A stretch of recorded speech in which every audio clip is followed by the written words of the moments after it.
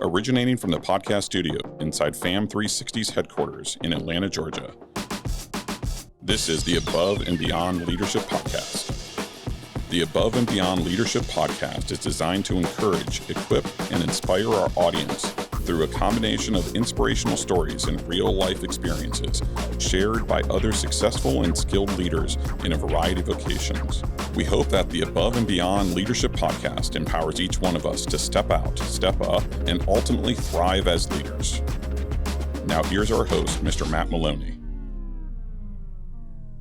Hello and welcome again to another episode of the Above and Beyond Leadership Podcast. I am your host, Matt Maloney. I am thrilled today to welcome today's guest. There's several reasons why. I'm going to give you a few of them right now. He's a man of extreme integrity. He's humble, servant-minded, caring, and I know this personally because I'm close personal friends with him. He's a man who models how to love others, particularly his family, very well. He has a smile and a presence that immediately lights up the room. And again, he's a personal friend of mine. Folks, you are seriously in for a treat today. He has lots of wisdom that he's going to share, acquired through his life's journey that we will learn about, both in his vocation as well as his personal journey. Before I introduce him, though, I wanted to share a quote from Alexander the Great. There is nothing impossible to him who will try. Welcome, my guest, Mr. Alex Gue. Welcome, man. Welcome. Thanks for having me, man. Yeah. This is good. I've been looking forward to this. I've been waiting. I reached out to you about, 6 weeks ago now, something like that, and said, okay, it's time. I've been waiting. I wasn't going to pressure you up front, but from the moment that I started this podcast, you were at the top of the list. Seriously, you were at the top of the list of people that I wanted on this podcast for a number of reasons. One, I've gotten, obviously, and had the good fortune to get to know you over the last several years and become your friend, and hearing stories about things, not only that you've done in your business and how you've led well there, but frankly, for me, more importantly, how you've led so well in your personal life and just your family story and background and how you were blessed, growing up with a great family. You immediately, like I said, were at the top of the list for me to have on this podcast to speak into our audience's life and share wisdom and things that you've acquired over the years. So no pressure now. I mean, this is big. Well, the first thing I got out of you were talking about my smile and whatever. I have to smile because my teeth are so big and that my mouth won't close over them. So that's a kind of a Gue trait. Well, but that is honestly, that's a blessing, right? Well, okay. I guess. It immediately relaxes people. I read this whole thing about when people walk in and they meet people and people are smiling, it immediately just kind of like, yeah, it's true, isn't it? It is. You could be the devil over there and you're smiling. Like, hey, not bad. That's right. While we get started here, why don't you talk a little bit about just, and we're going to talk about your family maybe a little bit later, but just tell me a little bit about, your upbringing a little bit, sure, and then how you got into your career. And then there's some questions I'm going to ask about some of that, but just give us a little bit of snapshot of Alex Gue. Yeah. So, I grew up, kind of hit the jackpot with, and we've talked about this a lot. My brothers, I have 3 brothers, and we all kind of say the same thing. We kind of hit the jackpot with my mom and dad. Yeah. So grew up in southeastern Ohio. I always tell people I'm from West Virginia now because it explains my accent, but people in Southern Ohio talk like this. You wouldn't know, but that's right. It's the Appalachian Mountains kind of run through it. So and it's just a river too. The Ohio River, right? It splits Ohio and West Virginia. So on the other side, I was from Chesapeake. On the other side of the river was Huntington, West Virginia, where Marshall University is. Right. So it was rural in one regard, but on the other, you could get to Huntington in a matter of minutes, and it's a town of 60 or 70,000 folks. So my dad didn't have some crazy career, but he modeled, and I use that term a lot. Mm-hmm. He just modeled how to love his wife well, how to love us. I mean, he truly did, and he worked hard and all the time. I mean, to feed 4 boys, and he anyway, so grew up in that, just a close-knit family. Community was amazing. Kind of a impoverished part of the country in many regards, but the people just made it. It was amazing. Yeah. Well, in a smaller community like that, I mean, you're presumably, I mean, you're fairly well known in terms of, because it's a small, it's not some massive city, right? Where you're just another number in the crowd. No, you were known for good or bad, for right? good or bad. But ended up, I went to Marshall right after. We called that 13th grade where I grew up. That's just what you did. If you went to college. So I went there. My freshman year is where I met my wife. So Angie's from Michigan. She went to University of Michigan, and we met in Daytona Beach on a summer project with Campus Crusade. We kind of fell in love. Well, I fell in love with her. It took her a little longer, but we dated long distance and got married when I think I was still in school. By the way, I think that's every guy's story. I don't know what it is, but the guys seem to, we like to think it's the girl's fault. No. It's the guy always falls in love with the girl first, really. We put the sales pitch on him. But anyway, she bought it, and we got married. And as soon as I really didn't have any career, like honestly, coming out of college, I didn't know what I wanted to either be a youth pastor or get into sales. I mean, pretty broad. And so I didn't Polar opposites. Yeah. I didn't feel led to ministry, full-time ministry. So started pursuing that. And I just knew, man, I don't know what I want to sell. I know I'm pretty good with people. That's kind of what I felt like and like sports. So I looked at I had a friend tell me about a company called Host Communications, which is a the first college sports marketing firm in the country. They were headquartered in Lexington, Kentucky. I called them, nothing available from an internship standpoint. They said maybe something in Atlanta. There's a sales office down there. And I called, talked to someone down there, and they said, hey, if you can drive down Saturday, well, you can interview. So Angie and I drove down Saturday, interviewed, and they offered me the job right there, making $500 a month. So boom. From there, it was that was the trajectory to get into sports marketing and sales in general. So just real quick. So they offered you a job on the spot. Was it a full-time job at $500 a month, or was it kind of like it was an internship Yeah, right. Internship. Yeah. That's what they call internship. It was basically a 6-month internship. And it was so interesting because it was this big company in the space, but people were leaving the company to go do the college sports marketing was kind of blowing up at the time. So they were jumping ship.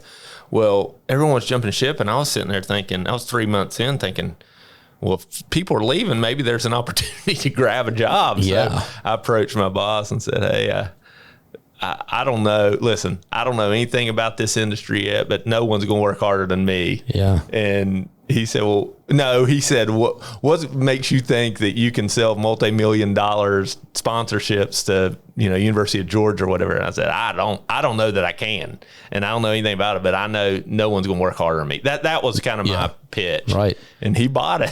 So, right. But that's true. I mean, from what I know of you anyways, and we're going to come way down the journey here in a minute, but you are, and I think I told you this before, to me, you kind of personify, the proverbial buzzer beater, right? A grinder. Yeah. You're going to get in there, work hard.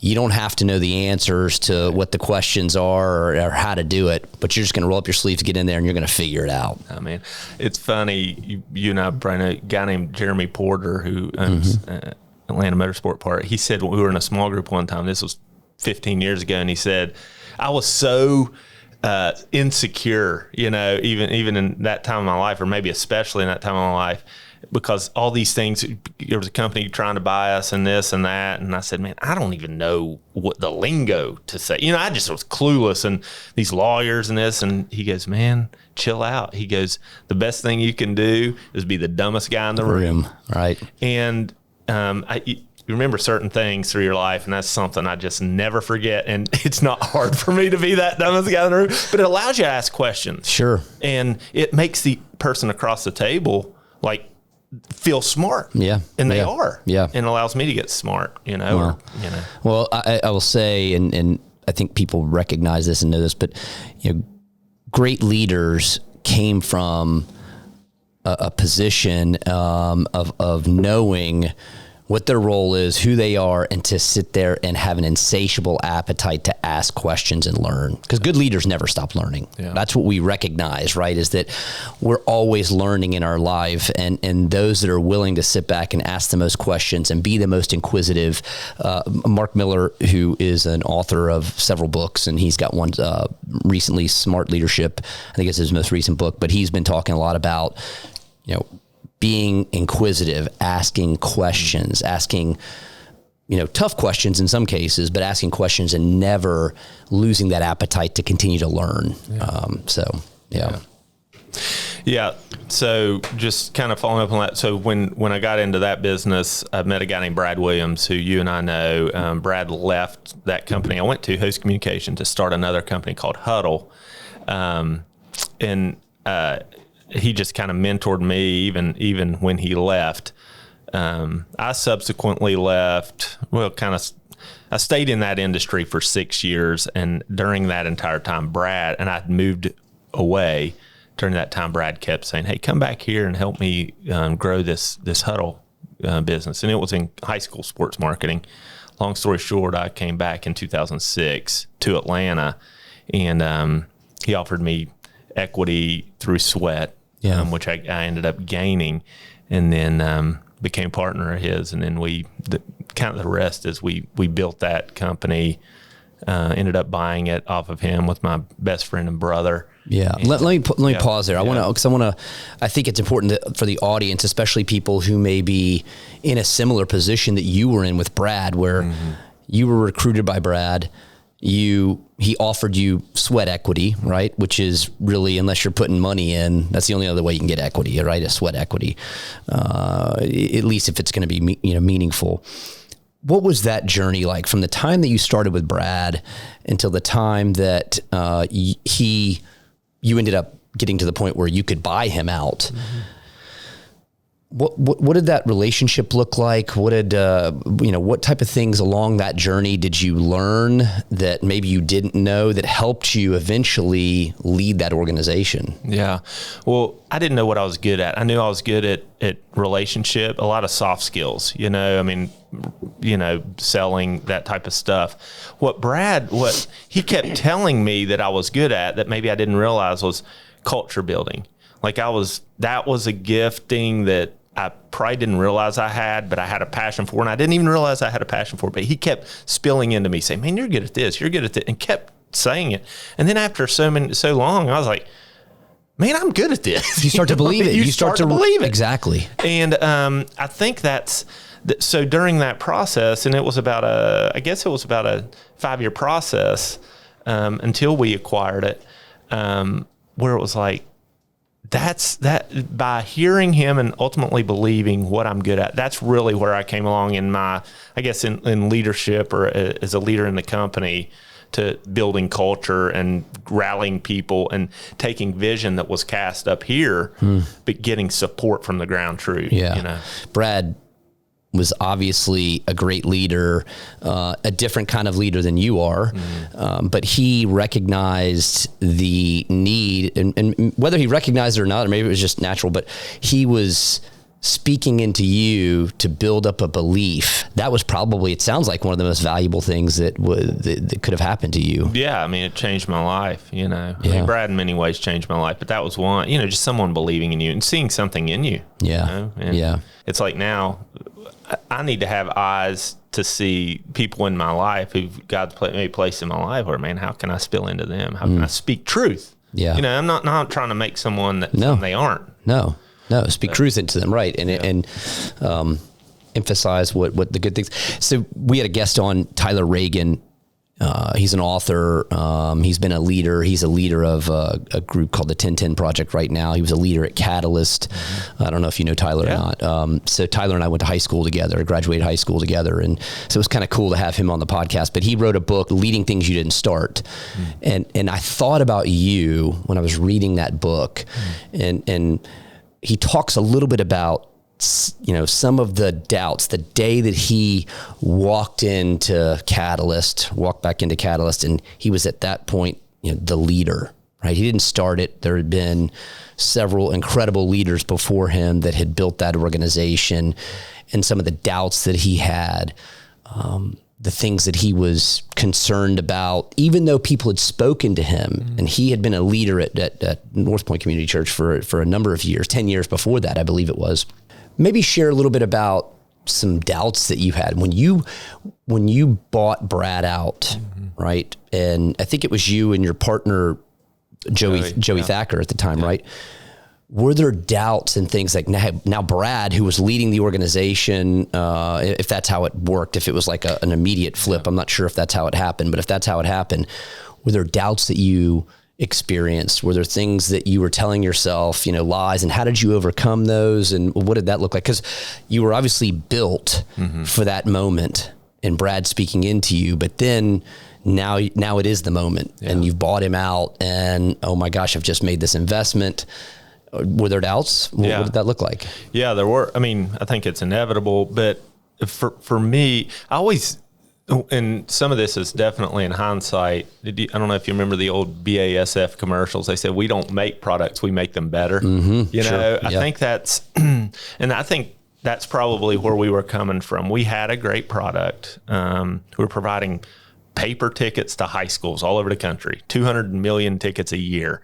And selling sponsors on the back. That was the business model. We were making money off the sponsors. Basically, don't have the companies make it. The schools, to be a cost center to produce tickets. Right. Make it a revenue center for them. Right. Super simple, and our job was to go out and find Dick's Sporting Goods and McDonald's to be on the back of the tickets. Yep. Right. So we knew we had a viable product. To your point, right? It was in existence, but it wasn't being. We didn't think it was being just. I wouldn't say led well. We just thought there was a different way to take it, and so much of what we did, I had Joey and my brother Beckett, who were part of the deal. So some of that fear, it's a little different in what you're doing, right? I mean, it's you, You're right. And so different entrepreneurs are faced with different things. It's a me thing, or is it a we thing a little bit? So some of that pressure was shared, certainly. And, so you had a community of essentially your other two partners who you could speak openly. And this is important for leaders and entrepreneurs to understand, like that nucleus of that, essentially like a personal board of directors for your own company, but to be able to share fears and talk through that was invaluable, right? Well, yeah, and I think we knew off the top. Well, it took some time, but where our respective strengths were and where we would lead accordingly. And that was a really humbling thing at times for probably for all of us. I know specifically for me, because I think coming off of the acquisition, my heart was like, I want to be the CEO. I thought naturally that was my progression as a man, hey, I've done this in my career. I want to lead this thing. And the more we met collectively as business partners, it became abundantly clear that my gifting, at least at the time, compared to Joey Thacker, my brother, was not to be the CEO. And that was a really hard thing to arrive at. I mean, it was humbling, but also knew it was right, So you knew in your heart that through a series of these meetings and conversations and just where you were at, that you were not. And it was proven correct. I mean, Joey, who ended up being the CEO, and we talked through it. I mean, he's a leader of men. That is who he is. He casts vision. He leads men, and that's not. Vision casting is not my strength, right? It just isn't. And but there are other things. And my brother and I, we had separate strengths and where we lead. Joey, at the end of the day, made the decision, yes or no. We're going here, yes or no. But we always did it as a team. If we fought fair and we came out of those meetings, we were locked arms. There was no light between us. That was the rule. And whether we got our way or not. The buck stopped at Joey. Yep. And so when you spoke of Tyler and kind of leading, it's not only leading, his book was leading when you didn't even start it. There was that, but there's also leading. How do you lead when you're not totally in charge, and I think Clay Scroggins wrote a book about that. He did. So, yeah, that's right. It's ironic we're on a leadership podcast and I wasn't even the CEO of my own company, but there are ways to lead within that, Without a doubt. Yeah. That's the thing. Lead also within organizations, because there's leadership all throughout the organization, knowing your gifting, knowing your calling, knowing your position, knowing how your, whatever that is, your personal strength contributes to the success of the company. And that's everything. Well, that's what good leaders do. They recognize that. Yeah. And think about you. I don't know what it's like in your organization, but, if you are Joey Thacker, who was comparing them, I don't know how much you're encouraged and speak and lifted up and propped up and, and cheered on. I mean, it's lonely up there. Very. But my brother and I, and we had a board of advisors and a leadership, executive committee and everything. We were able to do that, and he needed that. And that's leading is also encouraging the leader, right? Yes. So there's not one. Leadership's from the top down. I mean, it hits everyone. Well, there's this misconception, and I think it's perhaps being diluted now. The misconception is being diluted now, but this misconception that the leader or the leaders have all the answers. Their decisions are always the right decisions, and that could be farthest from the truth. You've made poor decisions. Why don't you share a couple? We would be here we need to do about 25 podcasts on that, because every single day, and the doubts that get cast in our minds and in our hearts. I mean, I'm going through some stuff right now that I'm doubting. Yeah. Right now, I'm doubting some things. And when things are going really good and it's up and to the right in the business, and everybody's high-fiving, it's like, we're killing it. We got this. We figured out the formula. But when you hit a rough patch, in every business, it's a rough patch. Every person, it's a rough patch. When you hit that rough patch, you start to really question, maybe we made the wrong decision. Or you start to get doubted. Can we pull ourselves out of this rough patch? Do I have what it takes to pull ourselves out of that rough patch to help? And that's where you need a team of people around you. And the old saying, it's lonely at the top. A good leader, a great leader like yourself and others, we can't do it on our own. We have to have that group of people around us. So speaking of leaders, who do you currently look up to? As if you look back today in your life, and I'm going to talk about this perhaps in the business sense, but is there somebody that stands out and say, I really look up to this person, and here's why? Yeah, I mean, I go back to, a series of folks, but my dad was, remains integral. We've gone from I think the way a trajectory of a son and father's relationship should happen, or ideally is my dad modeled what it was like to love his wife, love his boys, love, we're believers, love Christ, put him first. Yeah. And seeing that growth trajectory in his life over the years, to where I was, back then he was, disciplining and doing all these different things. Today, he's a resource. This is different, and in a good way. I still think, what will my dad do in this situation? And it wasn't because of things he said. I don't remember much of what he said, except he always tells me he loves me to this day after every conversation. And he always says he's proud of me. Yeah. And so the way he lived, though, the way he loved, and I don't know where he learned that, because he came from his family was amazing, but he didn't have a dad who was modeling for him. Yeah. I think it's just God's grace. Yeah.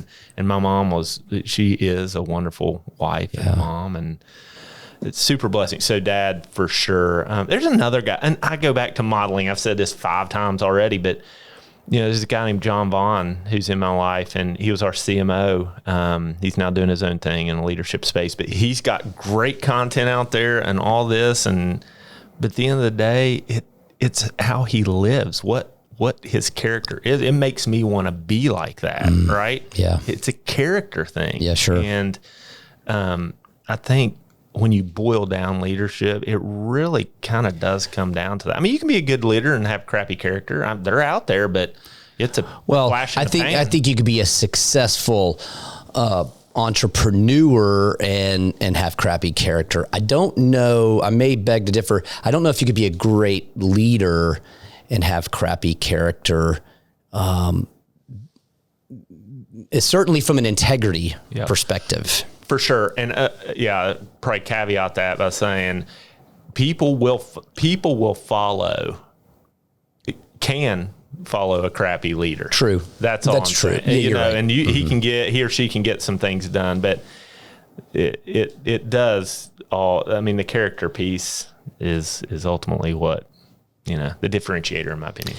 So let me ask you a question. When you look at leadership today, let's kind of look at, what leadership looks like today in the workplace, in the community, in the home.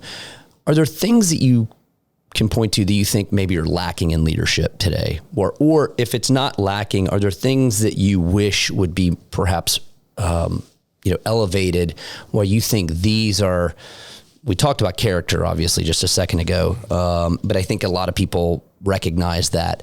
What are the things that you think are lacking in leadership that really should be elevated and pushed to the forefront? Yeah, I think some of it, and part of this is kind of probably the Chick-fil-A model has kind of propped up the servant leadership, and I think Christ's example of what that looked like. But I still think there's a miss in there from a humility standpoint. I think that's, it's my opinion. I mean, I'm so much more apt to follow someone's leadership when at some point they're broken and they know they're not they're not God's gift to whatever, but through the humility and his gifting to them, or if you're not a believer, a Christian, his gifting in general, it's just so much more attractive when you know that they're a mess too.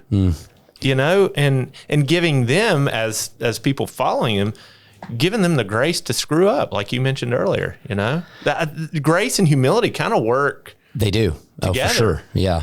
This isn't in the same context, but Ray Dalio talks about in his organization, which they're the second largest hedge fund, I believe, in the world. They have this concept of radical transparency, and you've probably heard that terminology, but it is, if you don't know much about Ray Dalio and how that organization runs with radical transparency, it's incredible. It's incredible. But in that regard, being a radically transparent leader to your people, to your team about what you're struggling with, why you don't have all the answers. Yes, you may not be able to provide them certainty, but you can provide clarity. And I think that speaks to that, so that what you're talking about. So, okay, well, hey, it's been a pleasure having you on. We're out of time today, so wish we could continue, but we are going to pick it back up on the next episode. So, Alex, thank you for joining. It's been a pleasure having you on, and to all of our listeners out in podcast land, thank you for joining and tuning in. I hope today's episode was both empowering and inspirational. Until the next episode, I pray that your daily journeys are filled with opportunity to lift others up as we attempt to go above and beyond. Thanks, everybody. Our executive producer and host is Matt Maloney, President and CEO of FAM360. Strategic Communication Coordinator, Michelle Ducato. Production assistance by Tin Dog Studios. Director, John Berland. Creative Assistant, Whitney Berland. Theme song, Connecting Dots by Curtis Cole, provided by Artlist. Please subscribe today and don't miss any of our weekly episodes.